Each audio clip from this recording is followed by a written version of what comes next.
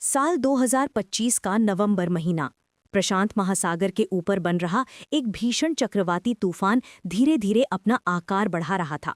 मौसम विभाग की स्क्रीन पर घूमती उस भयंकर लहर के बीच एक नाम उभर रहा था, कलमेगी। हवा की गति लगातार बढ़ रही थी। वैज्ञानिकों ने चेतावनी जारी की, लेकिन समुद्र की उथल-पुथल अब किसी चेतावनी से रुकने वाली नहीं थी। नमस्कार दोस्तों, स्वागत है आपका हमारे चैनल करंट वर्ल्ड इन्फॉर्मेशन में। आज हम आपको लेकर चलेंगे उस तबाही की सच्ची कहानी की ओर जिसने पूरे फिलीपींस को हिला दिया। टाइफून कलमेगी ये सिर्फ एक तूफान नहीं, बल्कि इंसान और प्रकृति के बीच की जंग का सबसे दर्दनाक उदाहरण है।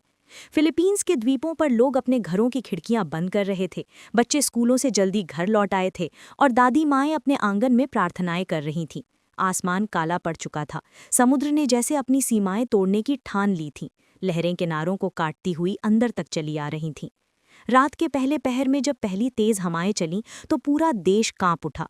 बिजली के खंभे टूटे, घरों की छतें उड़ीं और हजारों परिवार एक पल में बेघर हो गए। फिलीपींस में ये सब नया नहीं था। ये देश पहले भी कई तूफानों का सामना कर चुका था, लेकिन इस बार कुछ अलग था। कलमेगी सिर्फ एक तूफान नहीं, ये प्रकृति की वो क्रूर चेतावनी थी जो इंसान की लापरवाही पर प्रहार कर रही थी। सुबह जब तूफान थोड़ी देर के लिए थमा, तब विनाश का मंजर सामने आया। सड़कें गायब थीं, पुल बह गए थे और दूर दूर तक पानी ही पानी था। बचाव दलों को नावों और हेलीकॉप्टरों से पहुंचाया गया, लेकिन कई इलाके ऐसे थे जहां पहुंच पाना असंभव था। लोग अपने घरों की छतों पर चढ़े हुए थे, हाथों में सफेद कपड़ा लहराकर मदद का इशारा कर रहे थे। स्थानीय प्रशासन ने आपातकाल की घोषणा की। सेना और कोस्ट गार्ड को राहत कार्यों में लगाया गया। हर तरफ सिर्फ एक आवाज थी, मदद की। पानी में तैरती वस्तुएं, आधे टूटे घर और बिखरे सामान इस त्रासदी की कहानी कह रहे थे। कलमेगी ने फिलीपींस के उत्तरी इलाकों में सबसे ज्यादा नुकसान पहुंचाया। लुजोन प्रांत के पहाड़ी क्षेत्रों में भारी भूस्खलन हुआ। मिट्टी और पत्थरों के साथ पूरी की पूरी बस्तियां नीचे बह गईं। दर्जनों परिवार लापता हो गए। सरकारी आंकड़ों के मुताबिक इस तूफान में अब तक 114 लोगों की जान जा चुकी थी और 127 से अधिक लोग लापता थे। राहत केंद्रों में हजारों विस्थापित लोग इकट्ठे हुए। कुछ के पास अपने परिजनों की तस्वीरें थीं, कुछ के पास सिर्फ कपड़ों का एक जोड़ा। मीडिया के कैमरे जब इन इलाकों में पहुंचे तो हर फ्रेम में दर्द झलक रहा था। छोटे बच्चे जिनके चेहरे पर मिट्टी और आंसू मिले हुए थे, महिलाएं जो अपने टूटे घरों के पास बैठकर ईश्वर से प्रश्न पूछ रही थीं, क्यों हर बार यही देश इस प्रकृति के कहर का शिकार बनता है।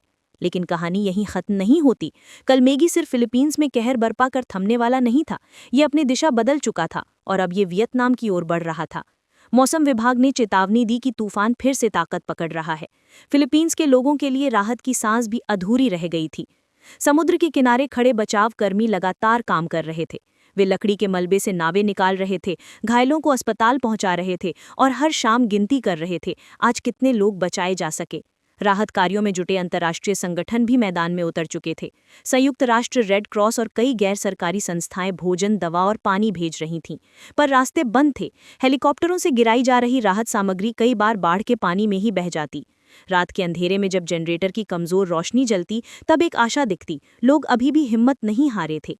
बच्चे एक दूसरे का हाथ पकड़े रहते, बुजुर्ग उन्हें सांत्वना देते। इंसान का साहस प्रकृति की विनाश लीला के बीच अपनी पहचान बनाए रखे हुए था। दूसरी ओर सरकार ने पुनर्निर्माण की प्रक्रिया शुरू करने की बात कही, लेकिन फिलीपींस जैसे देश के लिए, जहां पहले ही जलवायु परिवर्तन की मार गहरी है, पुनर्निर्माण का अर्थ सिर्फ घर बनाना नहीं, ये पूरी अर्थव्यवस्था को फिर से खड़ा करने जैसा है। कलमेगी की तबाही ने एक सवाल दुनिया के सामने रखा, क्या जलवायु परिवर्तन अब केवल चेतावनी नहीं, बल्कि दैनिक हकीकत बन चुका है? वैज्ञानिकों का कहना है कि समुद्र का बढ़ता तापमान ऐसे तूफानों को और भी अधिक शक्तिशाली बना रहा है। जहां पहले एक दशक में कुछ बड़े तूफान आते थे, अब हर साल 2 या 3 भयंकर चक्रवात बन रहे हैं। फिलीपींस का ये दर्द किसी एक देश का नहीं, ये पूरी मानवता की साझा त्रासदी है, क्योंकि जो लहरें आज मनीला को निगल रही हैं, वही कल मुंबई या शंघाई के तटों को छू सकती हैं। इस तबाही के बाद जब पानी थोड़ा कम हुआ, तब सरकार और स्थानीय समुदायों ने मिलकर फिर से जीवन की शुरुआत की। स्कूलों को अस्थायी आश्रयों में बदला गया।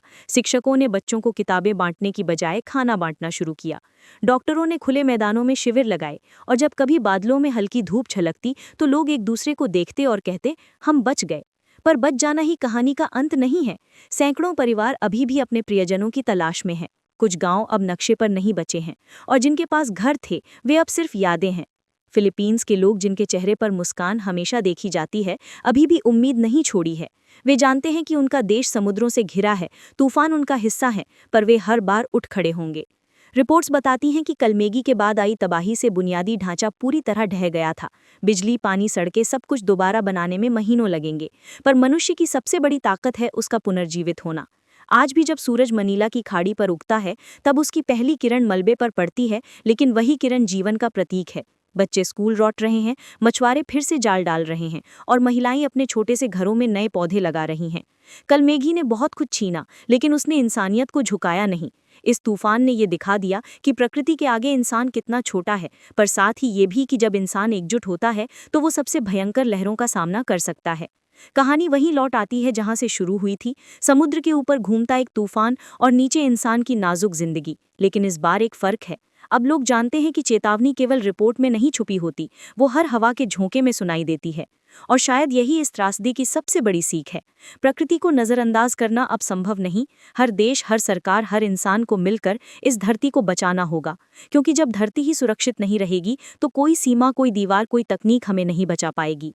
फिलीपींस आज भी अपने घाव भर रहा है, लेकिन उसकी दृढ़ता, उसकी हिम्मत और उसका साहस दुनिया के लिए एक मिसाल बन चुका है।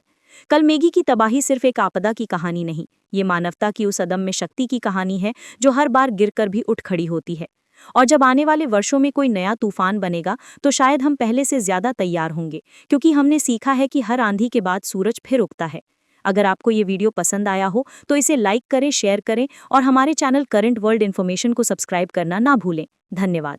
फिर मिलेंगे एक नई सच्ची कहानी के साथ।